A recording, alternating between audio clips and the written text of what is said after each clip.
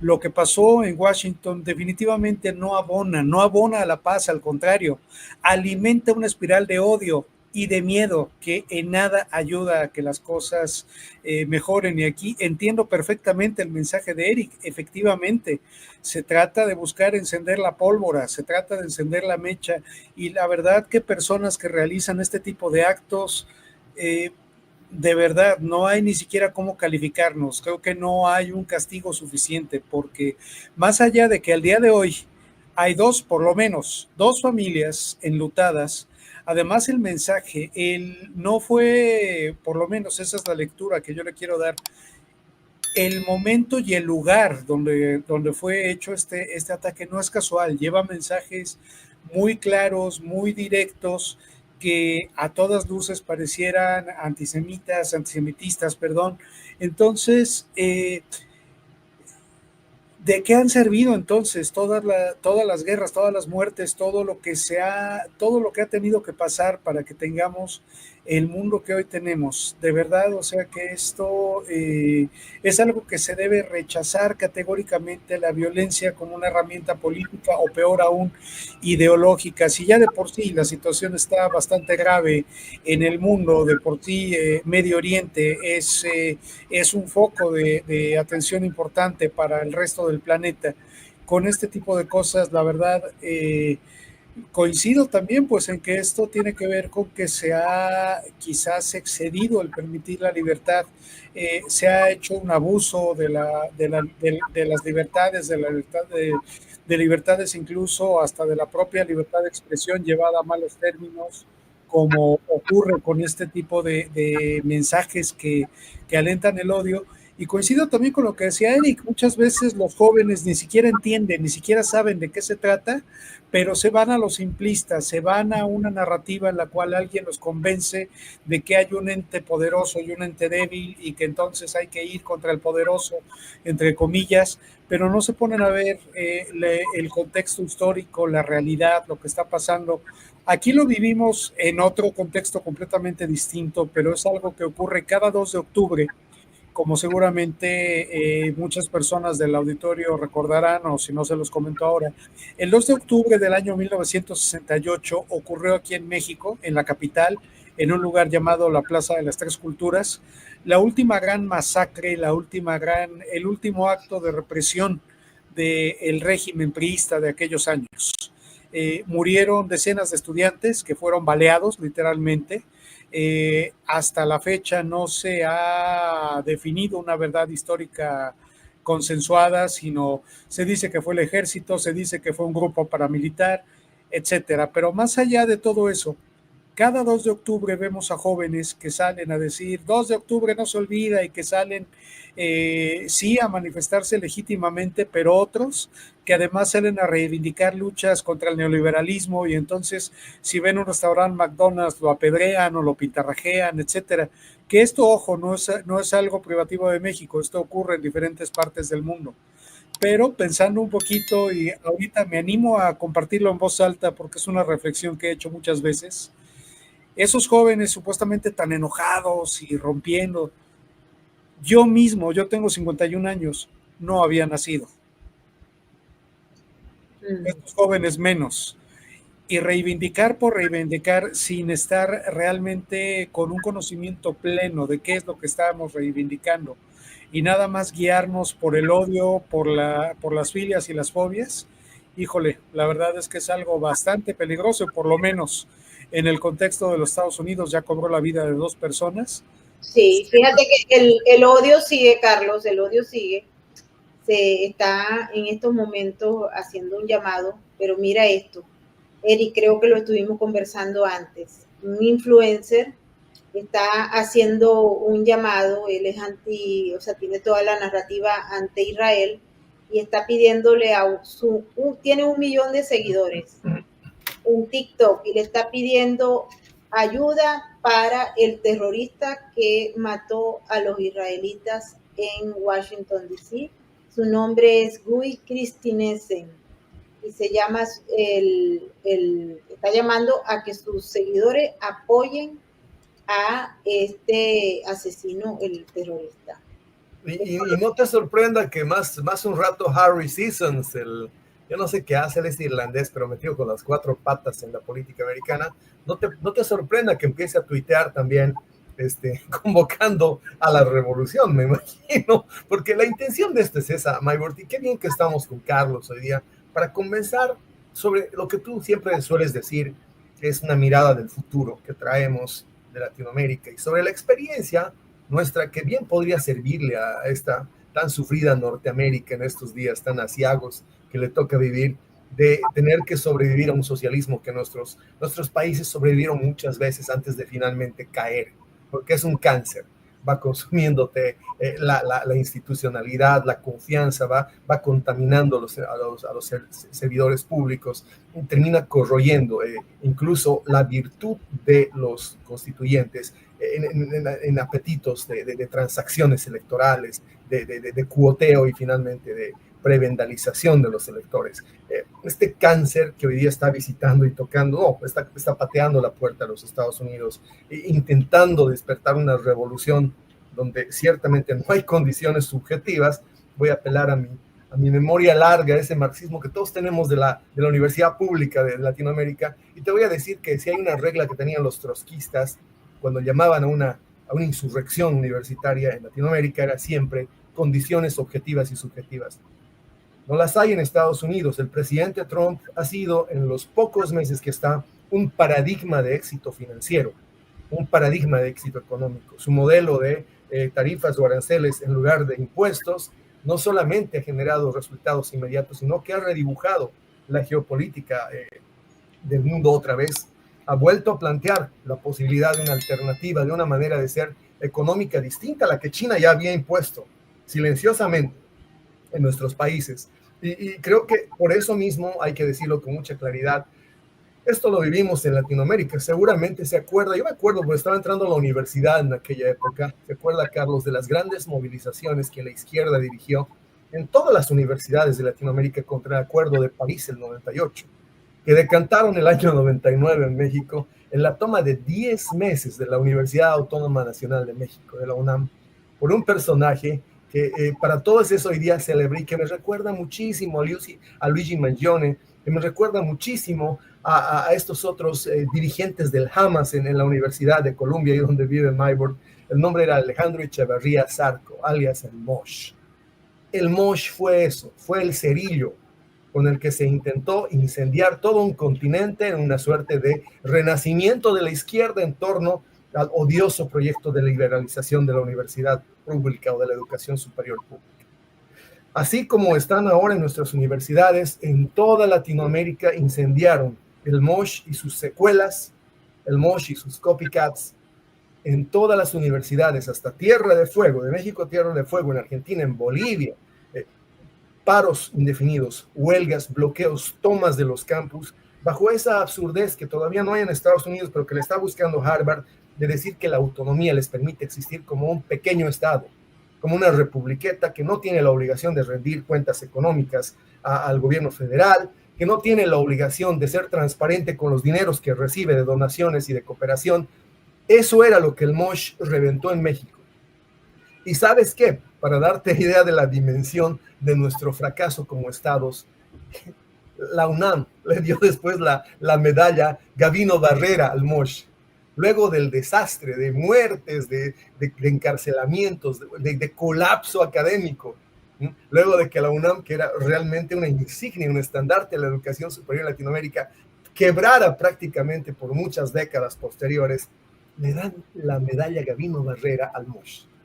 Es así como está operando en este momento la educación superior en los Estados Unidos. Se ha convertido en una suerte de embrión de la izquierda más extrema. Y yo te digo, Maybert, si lo que pasó con Elías Rodríguez no da lugar a la deportación inmediata de todos aquellos que, como, ¿cuál es el nombre? Sharif Abdul, el de Colombia, están ahí tratando de gestar una revolución socialista, una revolución comunista, no los vamos a parar, Maybert.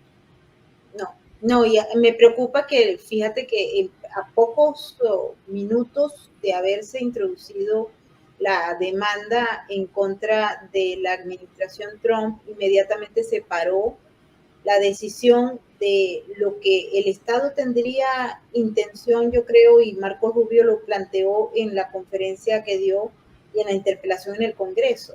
Y es que el Estado es el que decide si entregar visas o no a las personas que vienen, Eric. Y en el caso de Colombia, fíjate que la narrativa que plantea la universidad es que ellos están tratando de romper la independencia de la universidad. Y el gobierno lo que está pidiendo es que se le entregue la lista de los estudiantes que protestan y que son antisemitas y que están llamando a la destrucción del Estado de Israel, etcétera, etcétera. Unas protestas, son dos cosas diferentes. ¿Por qué? Porque hay gente allí que, de acuerdo al mismo gobierno de los Estados Unidos, tiene vinculaciones con los grupos terroristas Hamas y los grupos pro-Palestina que trabajan como terroristas, no la población de Palestina, y eso hay que aclararlo, o que tienen alguna vinculación con otros que son enemigos de los Estados Unidos. Pero la universidad se niega a entregar la lista de las personas que participaron en la protesta contra el Estado de Israel y contra los israelitas y los que estuvieron también haciendo todo lo posible para sacar a los israelitas o a los judíos de la universidad. Y en base a eso se plantean dos narrativas. La universidad se apoya en eso. El Estado no tiene el derecho y el deber de estar aquí metido decidiendo quién. Y el gobierno dice, tenemos el derecho de saber quiénes son los estudiantes internacionales que vienen a estudiar en las universidades para darles la visa de estudiante, y por ende eso está allí planteado en dos narrativas diferentes. Pero mientras el gobierno dice una cosa, la decisión del juez de primer distrito, de la juez de primer distrito, dice otra, porque se refiere más bien a la autonomía universitaria y no a facilitar la lista de las personas que tienen presuntos vínculos con organizaciones terroristas como Hamas. Son dos cosas diferentes, pero el juez decidió inmediatamente, y yo creo que ni siquiera le dio tiempo de leer el documento. Lo decidieron así inmediatamente el día de hoy. Es tremendo y es delicado, definitivamente. Ahorita me remitiste, Erika, a muchos recuerdos. Yo comencé mi carrera periodística con esa huelga, comencé cubriendo precisamente esa huelga, conocí muy bien a Alejandro Chavarría, alias El Mosh. Y sí, definitivamente es algo que es un equilibrio muy, muy delicado el que tiene que haber entre una auténtica autonomía universitaria y algo ya tan delicado como es una seguridad interna. Es definitivamente estamos viendo, pues vaya, lo que puede llevar a los extremos, el extremo de libertades, por decirlo de alguna manera, y el que no haya realmente una, ¿cómo lo pongo en palabras? Una curaduría de la libertad de expresión, porque si bien existe la posibilidad de que personas como esta que nos mostraban hace unos momentos, esta persona que está llamando a que defiendan a un asesino, vaya, pues tendría que haber entonces también figuras que dieran el adecuado contexto o mayor información. No sé honestamente de qué manera o cuál podría ser la solución. Lo que sí coincido con ustedes, amigos, y que seguramente muchas de las personas del auditorio es con el diagnóstico de que estamos viviendo realmente situaciones preocupantes. Bajo la bandera de las minorías, bajo la bandera del wokismo, estamos, y otras tantas similares, estamos viendo situaciones que ya que cobran vidas, al igual que los fenómenos que en su momento ellos aseguran querer detener, o el odio que ellos dicen querer detener. Es algo absurdo. El odio no se detiene con odio. Por lo menos es lo que creo que nos diría a todos el sentido común. Así es. Eric, fíjate que hay una nota que vale la pena destacar sobre este sujeto del supuesto terrorista, vamos a decirlo así, que asesinó a las personas, a los dos judíos en el Museo Judío, porque fíjate que es el New York Post que está diciendo que este presunto terrorista trabajó y está vinculado a grupos socialistas radicales financiados por el millonario Neville Sinhan, simpatizante chino de extrema izquierda, y su esposa, la activista Jody Evans. Elías Rodríguez, de 31 años, quien presuntamente confesó asesinar a la pareja frente al Museo Judío del Capitolio y coreó Palestina Libre Libre, forma parte de la red a través de su asociación con el Partido para el Socialismo y la Liberación, PSL, una organización política comunista que ha presentado candidatos presidenciales desde el 2008. En el 2018, Rodríguez, el terrorista, recaudó $240 en una campaña de GoFundMe para unirse a la marcha de lucha contra la pobreza en Washington, D.C., y participó en manifestaciones y protestas en los alrededores de Chicago como miembro de la coalición Answer entre 2017 y 2018 con otros grupos socialistas radicales, según la Liga Antidifamación. ¿Qué te parece esto? Mira, me parece que está acompañado de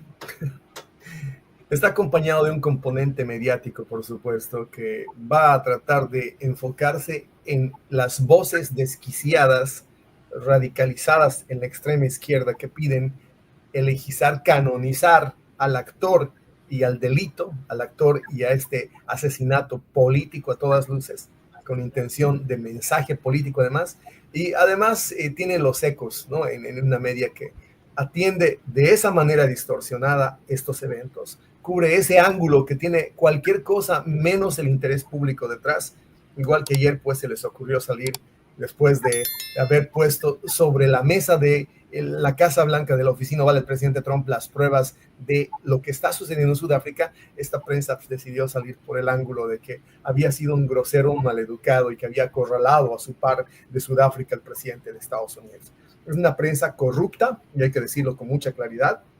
Yo creo que, gracias a Dios, nos ayuda a ilustrar y a refrescarle la memoria a los estadounidenses de la capacidad criminal que tiene esta prensa corrupta, la prensa globalista, la entrega del libro en estos días de Jake Tapper y de Alex Thompson, porque nos ayuda a que recuerde en su memoria corta la ciudadanía cómo los que nos precisamente, prácticamente nos censuraron, nos corrigieron, nos amordazaron para no decir lo que a todas luces era claro, que estaba en un total desvarío mental el presidente Biden. Hoy día presentan un gran libro, como los grandes denunciantes del encubrimiento del que ellos fueron parte, del que fueron agentes, específicamente Jake Tapper. Y esa prensa se le ocurre salir hoy día, te cuento, con la cobertura en Jena, Luisiana, no del juicio que continúa, no de la Corte de Inmigración que está procesando, aunque no se ha pronunciado aún sobre la extradición de Mahmoud Khalil, el radical de Colombia, sino sobre la foto humana de que hoy día, antes de la audiencia, vio a su hijo. Eso es lo que cubren los medios globalistas. Eso es lo que la National Public Radio, que pide dinero al gobierno para que la subsidie, eso es lo que la PBS y todo este andamiaje de parásitos del dinero de nuestros impuestos a través de USAID, la última legislatura, eso es lo que cubren, el ángulo humano de la gente que termina siendo, desde mi punto de vista, completamente simétrica en sus intenciones y en su propósito desestabilizador de la democracia. Yo no veo diferencia, Maybor, entre Elías Rodríguez y Mahmoud Khalil. Ninguna, salvo la de la circunstancia y la de la oportunidad. Yo veo que es el mismo radicalismo. Yo veo que es el mismo extremismo y el mismo malsano intento de intentar incendiar una chispa y hacer arder este país en una revolución que lamento darles malas noticias. No la van a tener. También, como todo latinoamericano joven educado en la universidad pública, también tuve una fase de educación marxista, que es parte de inmunizarte para sobrevivir allá. Y déjenme decirle una cosa, señores marxistas, revisen su guión, porque en los Estados Unidos no hay condiciones objetivas. El capitalismo no falló. El capitalismo está funcionando mejor que nunca hoy día para los ciudadanos. Segundo, no hay condiciones subjetivas, porque la gente, les guste a ustedes o no, adora al presidente que ha elegido. Y cada acción que realiza, por muy radical que la pinten los medios liberales quebrados, Cada acción que realiza es parte de un guión por el que ellos votaron. Muchos no eligieron a Trump, muchos eligieron su plataforma política. Así que adelante, cuantos Elías Rodríguez hayan, cuantos Mahmoud Khalid quieran. Aquí no se va a encender nada, salvo seguramente el entierro de este extremismo de izquierda, quiera Dios, el siguiente año 2026 en las midterms.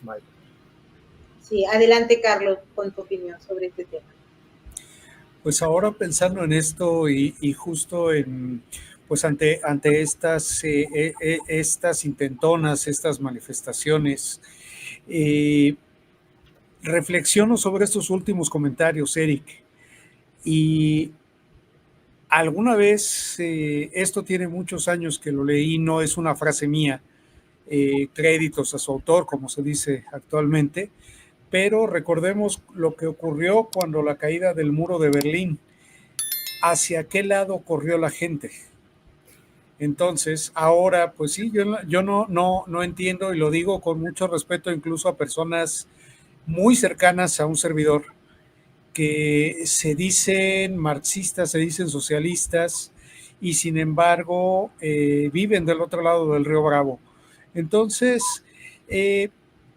para mí la solución no está en ese odio, no está en esa ideología, sino simplemente en encontrar los canales de comunicación, pero mientras esto no exista, mientras se siga alimentando este tipo de chispas, como bien lo dices, este tipo de radicalismos, la verdad se antoja muy difícil.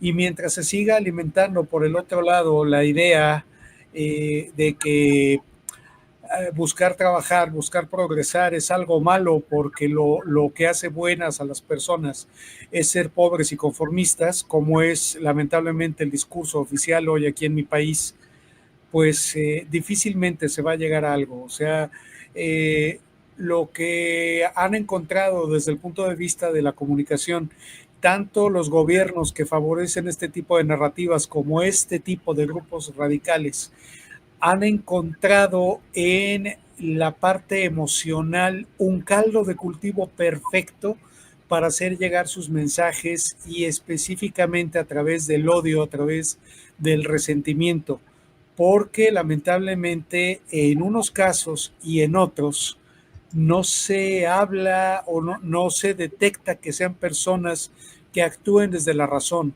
Tan solo este asesino que estamos viendo que fue capturado el día de ayer y que ya confesó el crimen de estas dos personas en Washington, el hecho de ponerse a gritar reivindicando una causa, justificando, no lo hace desde la razón. Eso no lo hace una persona consciente, eso no lo hace una persona cuerda, lo hace una persona que en el mejor de los casos está cegada por sus propias emociones, por su propio resentimiento, o en este caso, incluso, o los disfraza a cualquier otro tipo de resentimiento, porque pues evidentemente esta persona pues para nada se ve, no se le ve para nada ascendencia de Medio Oriente ni nada por el estilo, no se le ve por ningún lado que se haga satín ni nada por el estilo, simplemente, ¿por qué no? Saco mi odio, supuestamente apegándome a una causa que supuestamente yo voy a decir que es la justa y que es la verdadera, y eso me da autorización para acabar con la vida de personas semejantes. Creo que es absurdo, pero es un caldo de cultivo y ya lo estamos viendo. No han pasado 48 horas y ya hay, como nos mostraba Maybord en esa cuenta de X, personas que ya están reivindicando o ya están pidiendo que se defienda a este tipo de personas que, hay que decirlo con todas sus letras, no es más que un vulgar asesino. Así es un vulgar asesino, pero además lleva consigo un mensaje terrorista, un mensaje que es anti-judío y por supuesto la violencia per se. Eric. Maybord, no hay que olvidarse que Elías Rodríguez no aparece en el aire, hay una genealogía de esta ideología tóxica, ¿no? Y es rastreable hasta el padre, Eric Rodríguez, que lo ha dejado muy claro esta mañana. Me encanta ver Fox por eso. Es muy íntimo, muy cercano al concejal Jesús García de Illinois, precisamente, uno de los Pritzker Boys, ¿no? el representante, el congresista Chuy García, Jesús Chuy García, es muy amigo del padre de Elías Rodríguez. Y hay fotos de ellos juntos. Es más, se dice por la publicación del del New York Post esta mañana que gracias a García fue invitado Eric Rodríguez, el padre del, como tú dices, presunto asesino de la pareja de judíos ayer, a el acto de posesión, al acto de informe ante el Congreso del presidente Donald Trump, al acto del informe de los 100 días. Y hay que preguntarse, en esta radicalidad, en este extremismo de los Rodríguez, de los demócratas, de la izquierda en los Estados Unidos, qué suerte tuvimos que fue el padre y no el hijo, ¿no? Pero exactamente, pero bueno, no sabemos, y aquí el manejo de la información es bien llamativo cuando se habló del padre, ¿no? Que el padre fue. Eric, nosotros publicamos en Venezuela Política una investigación que hizo nuestra unidad investigativa que reveló que agentes de Cuba, Venezuela, China e Irán operan en Estados Unidos para promover narrativas socialistas y la del chavismo. Esto enmascarado en activistas, agentes de Cuba, Venezuela, China e Irán están operando en Estados Unidos, según revela una investigación que tiene como objetivo promover las narrativas favorables a estos países, al socialismo y al chavismo. Y como financista de estos grupos se encuentra Nelvil Roy Sinhan, que es el mismo que está siendo señalado en el reportaje que acaba de publicar el New York Post. Este es un empresario y benefactor socialista de causas de extrema izquierda. Entre las organizaciones no gubernamentales se encuentran Answer Coalition, donde estaba este señor Rodríguez, el terrorista, People Forums, que ya hemos hablado de ellos, y Coutin, que patrocinadas por Sinhan se encuentran involucradas en una serie de operaciones que están, entre otras cosas, alborotando la calle aquí en Nueva York. ¿Okay? Mira, habría que empezar a seguir el dinero. Yo siempre lo he dicho, desde que tuvimos el incidente, recordarás tú, el año pasado, el año de la campaña, con nuestro amigo Reid Hoffman, el ex CEO de LinkedIn y además uno de los grandes mecenas demócratas, un hombre tan rico, tan metido con los fondos, el dark money, con el dinero negro, que se dio el lujo de financiar, y eso fue denuncia pública, la campaña de Nikki Haley. O sea, no le bastó financiar las candidaturas demócratas, incluida la de Joe Biden, ¿no? Estos millonarios, llamémosles así, estos demiurgos del dark money, se animaron incluso a financiar la campaña de la interna de la primaria republicana contra Donald Trump. Nikki Haley, por eso no quiero ni escuchar de la idea de que ella aparezca en la Casa Blanca. Nikki Haley fue ¿cómo se dice? Pigeon stooge en español. Fue un títere, ¿no? Fue un muñeco del capital, del dark money demócrata. A mí no me sorprende lo que dices. Y hace rato que deberíamos haber hecho algo. Deberíamos tener una lista de gente como Soros y Hoffman. Nos quedamos en ellos, en algún otro, en Arabella 1630, pero habría que tener una detallada lista de estos agentes económicos que son financiadores, que están tratando de financiar la revolución, porque eso es lo que quieren. Le podemos poner el nombre que quieran. Nos hemos tragado lo de globalismo ingenuamente por más o menos 20, 30 años. El globalismo no es otra cosa sino proletarios del mundo unidos. Es el internacionalismo socialista, es la Comintern deletrada de otra manera. Pero somos tan ingenuos, o éramos, porque parece que ya tomamos la píldora roja, el 70% de los americanos por lo menos, éramos tan ingenuos que lo que sea que decía la televisión nos lo tragábamos. Nos llevaron a una guerra a buscar armas de destrucción masiva debajo de cada baldosa de Bagdad y nunca la encontramos. Nunca hallamos una, porque no existían. Los medios tradicionales mienten, deforman los hechos. Y una de las grandes deformaciones que han hecho es precisamente esta. Sí.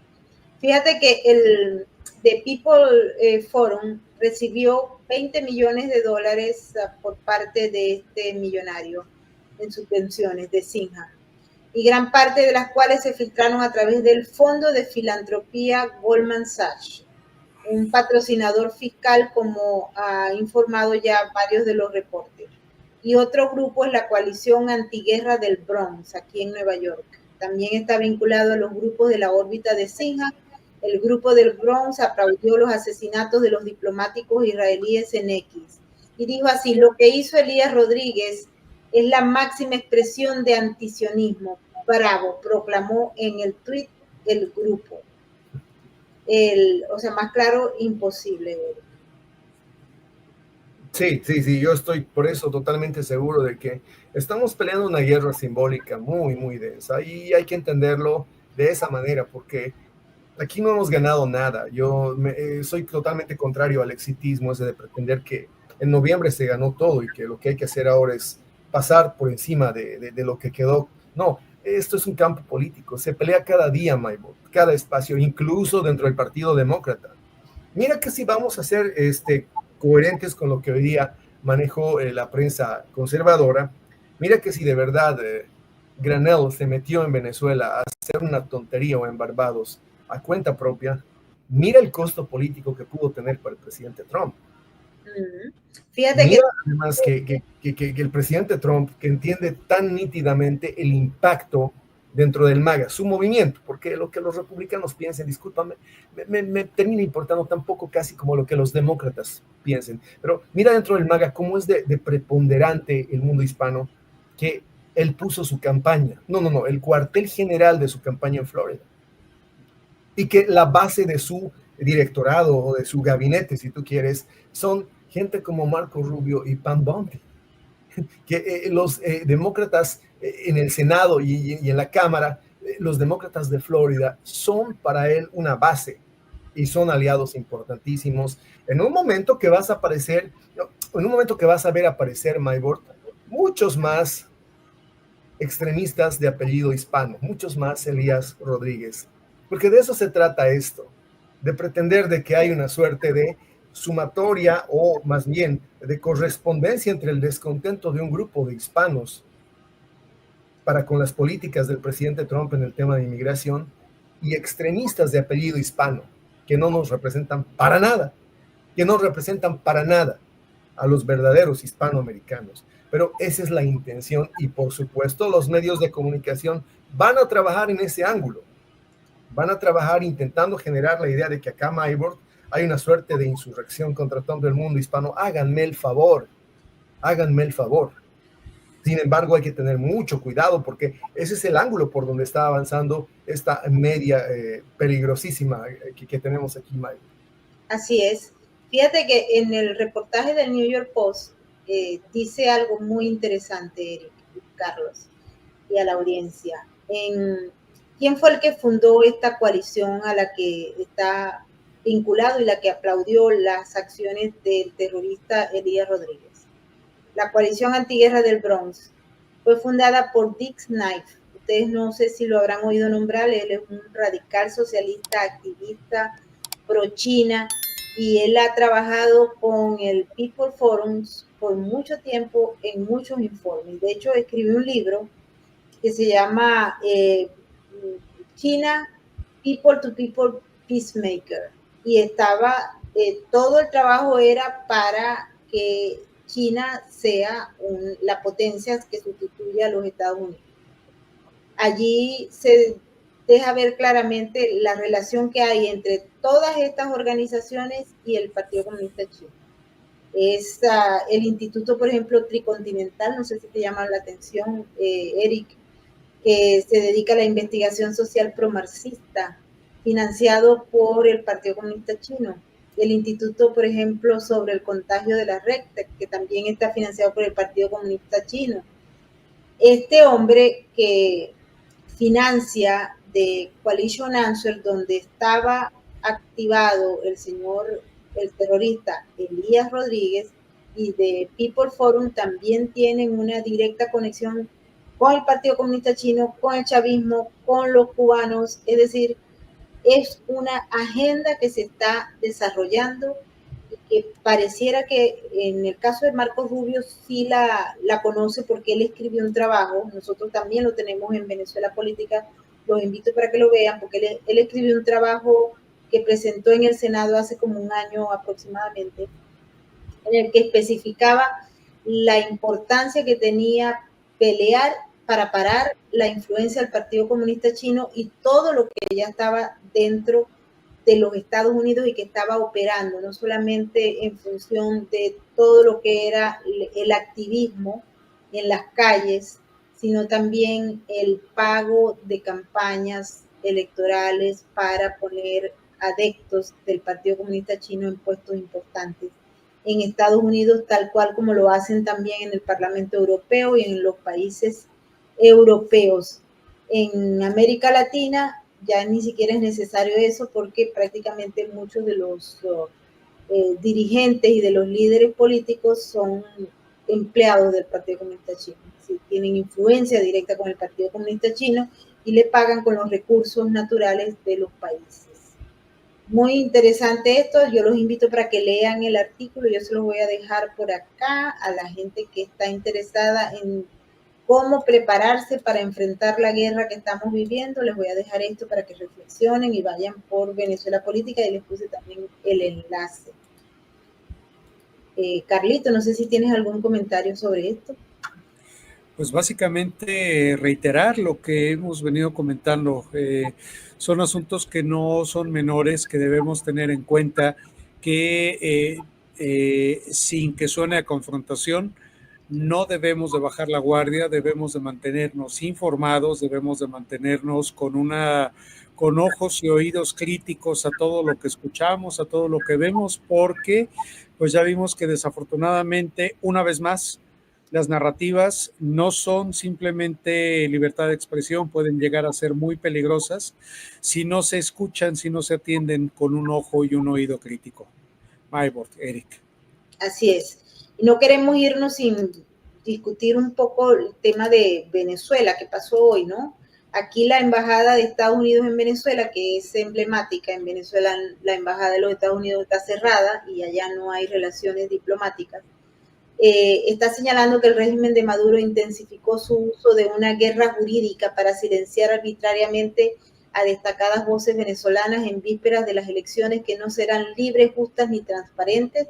La administración Trump reitera su compromiso de exigir rendición de cuentas a los funcionarios del régimen involucrados en violaciones a los derechos humanos y garantizar que los Estados Unidos no contribuya directa ni indirectamente al financiamiento de una dictadura que colabora activamente con nuestros adversarios. Esto se debe a una discusión muy interesante que hay y que también, por cierto, el New York Post publicó una nota en la que sugiere que Richard Grenell, que es el encargado enviado por el presidente Trump para los países como Venezuela y Corea del Norte, hicieron el rescate, la negociación para la liberación de uno de los militares estadounidenses presos en las cárceles del régimen, de manera que no fue convocada, que no fue consultada con la Casa Blanca. Eso es lo que dice el trabajo del New York Post basado en unas fuentes en la Casa Blanca. Es decir, que el señor Richard Grenell se fue a Antigua en un avión privado y se trajo, ya había negociado a la liberación de uno de los militares presos en Venezuela, estadounidenses, que estaba preso allá desde el año pasado, desde noviembre, y que el régimen había acusado de haber participado en una supuesta conspiración para tumbar a Maduro y para eliminar a Maduro y a darle rienda suelta a la transición. Cuando ocurre esto, en Washington estaba previsto una aparición de este grupo que se reunió hoy con Marco Rubio, que eran los miembros del equipo de María Corina Machado. 4 de ellos estaban todos ellos estaban realmente en la embajada de Argentina en Caracas, pero la rubia que ven al lado de Marco Rubio, ella ya se había ido el año pasado de la embajada y los otros 4 fueron parte de la operación que el secretario Marco Rubio dijo que había participado Estados Unidos y otros socios importantes. Y ellos salieron de la embajada de Argentina en Caracas. Se utilizó la palabra extracción, no de Marco Rubio, sino por parte de María Corina Machado, lo que generó también polémicas, etcétera, pero en todo caso, ellos tenían una presentación, mañana va a ser en Washington finalmente, a las 12 del mediodía, van a estar ellos dando una rueda de prensa, estas personas que estaban en la embajada de Argentina en Caracas y que son parte del equipo de María Corina Machado y que estuvieron allí un año prácticamente encerrados y con todo el acoso psicológico del rey. Pero ¿qué pasa hoy? El régimen arrestó a uno de los colaboradores más cercanos de María Corina Machado, que es político, se llama Juan Pablo Guanipa. Nosotros hicimos un vivo esta tarde sobre esa detención y el caso es que Diosdado Cabello ha dicho que hay 70 personas arrestadas que están vinculadas a una supuesta conspiración y una teoría de la que ellos lanzan, según la cual hay una red terrorista y este hombre sería de una red terrorista. A fin de cuentas, el domingo se van a celebrar unas elecciones regionales en Venezuela, donde el grupo opositor que está encabezado por María Corina Machado no está participando, pero hay unos supuestos opositores que no son opositores, en Venezuela los llaman alacranes, que sí decidieron participar y están allí, entre ellos Capriles Radonsky y compañía.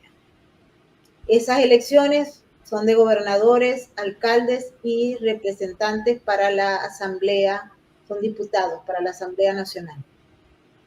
Y el gobierno de los Estados Unidos ha dicho que esas elecciones no van a ser ni libres, ni transparentes, ni justas, etcétera. Eso lo sabíamos nosotros también. ¿Qué es lo que dijo hoy Diosdado Cabello?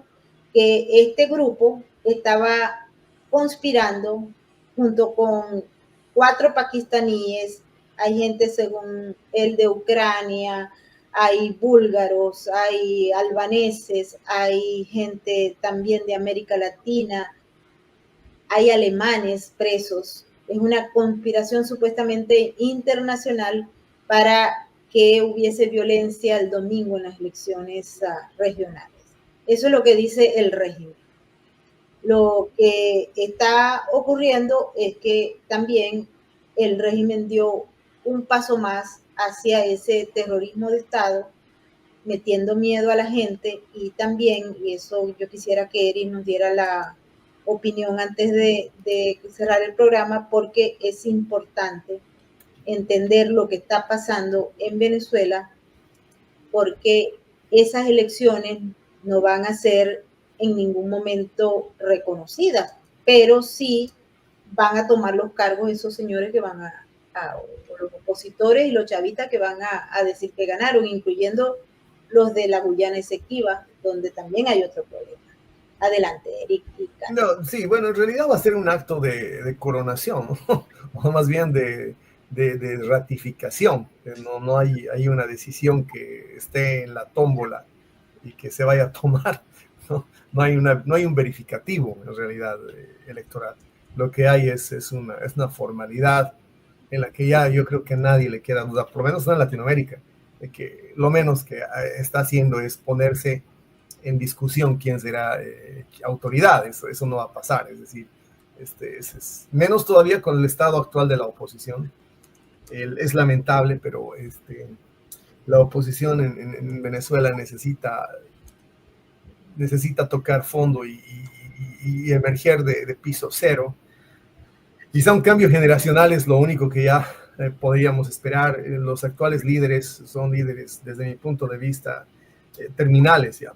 Capriles Radonsky. La misma María Corina está muy, muy golpeada por el tránsito más que por los desaciertos, por el largo tránsito. Y tú sabes que es un juego la política en el que los fracasos, culpa tuya o no, pero los traspieses, los reveses, digamos, más acertadamente, tienen una alta factura en la opinión pública, en el votante. Yo pienso que lamentablemente no veo una solución en el corto plazo a lo de Venezuela, Maybor. Es una dictadura, sí, y además con pulmón artificial cada vez que está por colapsar. Son China y es Rusia, y lamentablemente también son algunos mercaderes, algunos de estos los energy mongers que finalmente terminan dándole el espaldarazo. Me parece realmente enfermo, absurdo, como Chevron, en específico Mike Wirth, que es su CEO, se ha dedicado en estos meses a darle una vía de escape de su propio corralito, de su propia emboscada a Nicolás Maduro. Él es el que ha caminado, yo lo entiendo, está ya desde 2018 en el puesto, es la cabeza de una empresa que ha lucrado durante los últimos 4, 5, 6 años a costa de la democracia venezolana, a costa del colapso de ese país con el régimen de Nicolás Maduro, y piensa seguirlo haciendo. Y es un jugador importante, ya lo hemos discutido, es una organización Chevron que le pone billete a elección que aparece, le pone billete donde sea, en el país que sea, donde sus intereses están, ellos meten dinero. Y por supuesto, ¿qué compañía de petróleo no quisiera el petróleo venezolano? Sin duda, pero son ellos los que han empezado eso. De hecho, pienso que la visita de Riyadh, el negociar con el segundo más grande jugador en términos de energía, de hidrocarburos en el mundo, es la manera del presidente Trump de mostrar que Venezuela no tiene por qué ser el diamante de la corona, no tiene por qué ser la única opción. Pero es sospechoso que este discurso que lo trajo Mike Wirth sobre la mesa, el de que de repente era un aplazo político, un aplazo geopolítico, dejarle el petróleo de Venezuela a China como si se lo fueran a llevar en un balde todo. Yo creo que es sospechoso y es sintomático que sea esa la discursividad de Laura Loomer, por ejemplo, en el ataque soez que ha tenido contra los representantes de Florida. Se ha lanzado con una virulencia terrible contra María Elvira Salazar. No soy fan de Jiménez, de González Balart, no soy fan de ellos, soy muy crítico, pero en este punto debo reconocer que lo que han hecho es elevar la voz de su comunidad frente al presidente Trump, y Laura Loomer ha visto la oportunidad en el reclamo, en la demanda además de muchos de los constituyentes hispanos, venezolanos en Florida, de no transar con el régimen, ha visto la oportunidad de lanzar toda su soecidad. Esto ratifica mi idea, Maybord, es todavía el MAGA un campo político. Está en disputa. Tenemos Steve Bannon, tenemos Laura Loomers, también tenemos Elon Musk, ¿no? Y hay gente coherente y profesionales como Tucker Carlson, gente de la prensa como Michael Schellenberger, muy serios.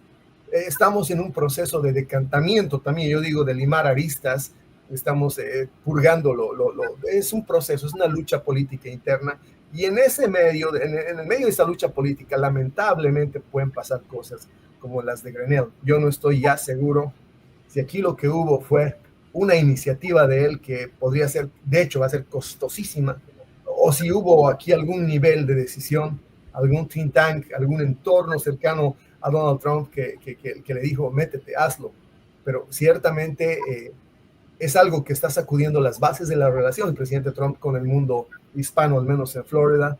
Va a haber que hacer muy pronto algún tipo de recomposición. Habrá que recomponer la conversación, porque yo veo que ha sido realmente una decisión es imposible medir la dimensión de las olas concéntricas, del efecto que viene a esto que sucedió en estos días tan extraños en Venezuela, o en Barbados, o en los Estados Unidos, y en Barbados y en Venezuela.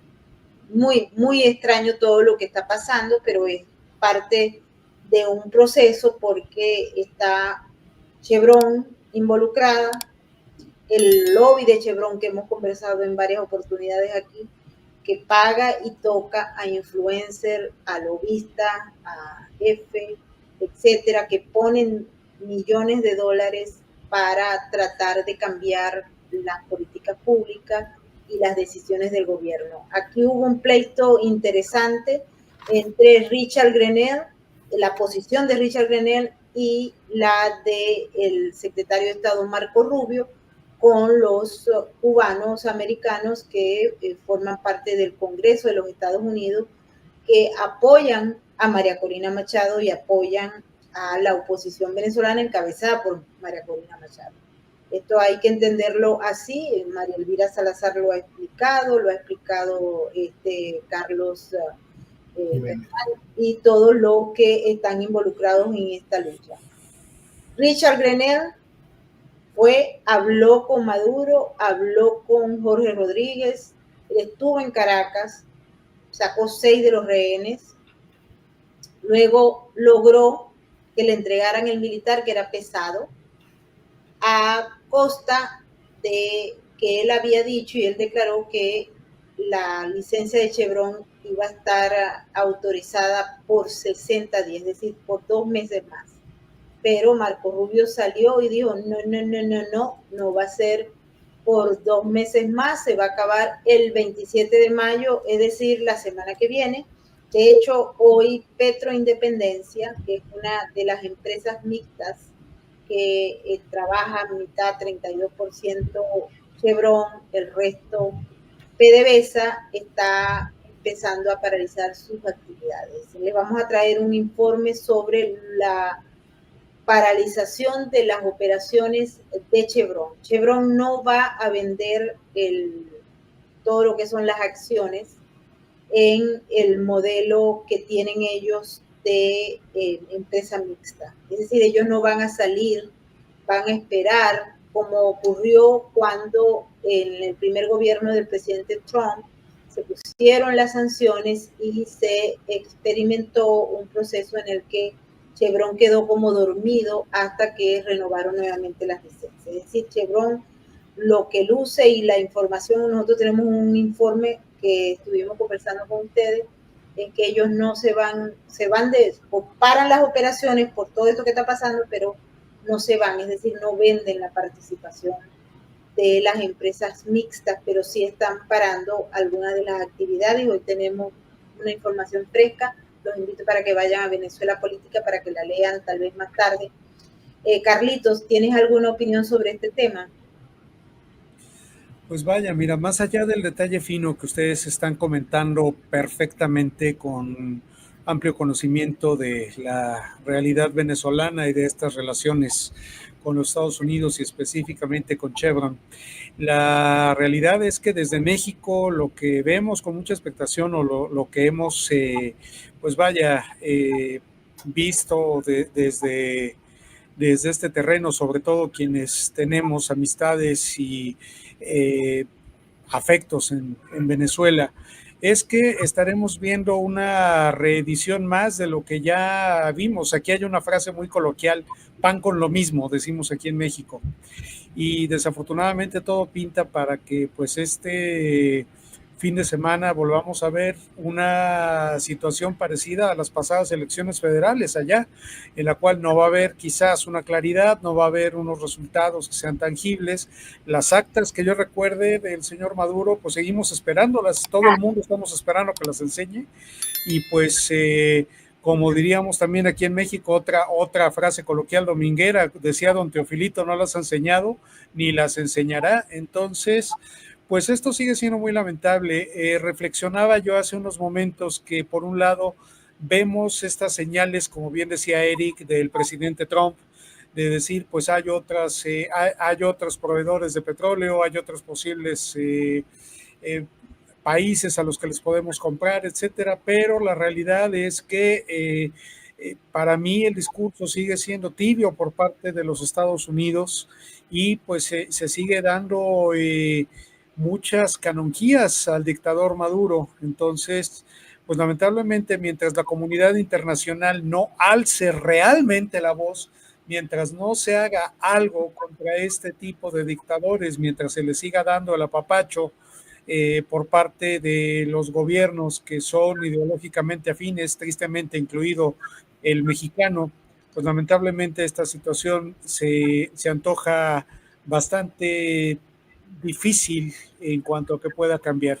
Ojalá yo me equivoque, ojalá el próximo domingo tengamos una grata sorpresa y de que gradualmente la democracia vaya regresando hacia nuestra muy querida Venezuela. Maybord, Eric. Así es.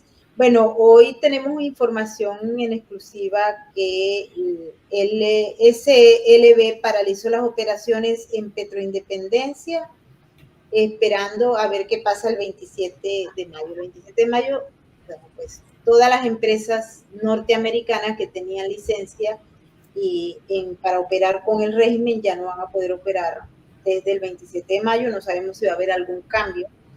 pero SLB ha paralizado hoy las operaciones en Petroindependencia. Esta es una información que tenemos en exclusiva. Eso ha hecho que el equipo de ENSIL 43, de BL 43 tengan que detener todas las operaciones. Y así vendrán. Por cierto que entre Petroindependencia, Petropiar, Petroboscán, que son las empresas asociadas a Chevron, hay aproximadamente 12,000 personas venezolanas que trabajan, que ellos no son trabajadores de Chevron, ellos son trabajadores de esas empresas mixtas de las cuales Chevron es socio. Vamos a escribir un reportaje hoy, tal vez más tarde o mañana, en Venezuela Política con todos los detalles de estos datos que son realmente espeluznantes. Y Erika, acaba de salir un reportaje, como las cosas son tan horripilantes y pasan tan así. Dinámicas. ¿Se acuerdan de él? Pedro Sánchez, ¿se acuerdan del apagón? Pues de Telegraph acaba de lanzar una acusación realmente explosiva. El apagón, ¿se acuerdan del apagón? Lontán, ¿te acuerdas del apagón? Hemos conversado del apagón. El apagón que dejó a España y Portugal a oscuras fue causado por un experimento encubierto del gobierno de Pedro Sánchez para probar los límites del sistema con energías renovables antes del cierre de las centrales nucleares en 2027. Según las fuentes del Telegraph, en Bruselas, el gobierno de Pedro Sánchez habría acelerado imprudentemente el ensayo sin contar con una red eléctrica moderna capaz de absorber semejante carga. El diario británico compara el caso con el Chernóbil y advierte: si se confirma que fue un experimento encubierto, la izquierda española podría enfrentar una generación en el olvido político. Eso es, si logran salir de Pedro Sánchez. Este reportaje está bien interesante, les voy a poner aquí también el enlace para que lo vean. Lo pueden traducir al español por Google porque está en inglés. Los Bruselas Boys van a morir al pie del cañón intentando demostrar la utopía energética, ¿no? La utopía energética verde. No entienden de que no es una cuestión de viabilidad técnica, es una cuestión de condiciones para la transición al nuevo modelo. No tienen la capacidad. Hace exactamente 5 años no se tenía aún la posibilidad de tener baterías de litio que te generaran la misma cantidad de energía por el mismo tiempo que te generan los combustibles fósiles. Es un tema de absoluta viabilidad práctica, no de viabilidad técnica. En teoría, la energía verde debería funcionar. En la realidad, operativamente hablando, no se puede producir todavía contenedores de energía, ni la capacidad eólica, ni la capacidad marítima, ni solar, pueden generar todavía los volúmenes de energía a la velocidad que se generan con los combustibles fósiles y que consume además el usuario. O sea, es una ecuación en la que no se trata de ser verde, se trata de ver si puedes ofrecerle una alternativa real a los usuarios en términos de provisión de energía. Pero Pedro Sánchez va a morir al pie del cañón y realmente tienes toda la razón. Si ha usado de una manera tan burda a España de cobaya, pues ya la viene usando de cobaya en términos de economía, en términos de política exterior, pero si la ha usado en términos de, ojo, de transformación cultural, está transformando Pedro Sánchez deliberadamente la matriz étnica de España. Es una regresión que a mí me parece una suerte de querer devolverle las Españas a Boabdil el Chico, pero él sabrá lo que está haciendo. Pero si los españoles no caen en cuenta de que son un conejo de indias en manos de los neosocialistas españoles, con esto que ha sucedido, y yo creo que ya no hay cómo más convencerlos. Ya no tiene solución España. No tiene solución, esperemos que sí tenga solución. Vamos a ser un poquito optimistas, aunque no vendemos humo, vamos a ser optimistas y pensemos que hay un cambio, va a haber un cambio. Carlito, se te apagó. Sí, no te preocupes, pues decía, acá en México tenemos una frase que lamentablemente, pues si esto se confirmase, esto que estás comentando, querida Maybord, la frase es: disfruten lo votado. Y aquí, desgraciadamente, pues sería muy triste porque además no es un asunto menor meterse con la energía, o sea, son temas que no solo causan molestias a las personas, sino que tienen implicaciones, siendo de noche, en materia de seguridad y sobre todo tienen implicaciones económicas. ¿Con qué derecho un gobernante, sea del país que sea del partido que sea, puede de esa manera tan impune meterse con los recursos de todo un país?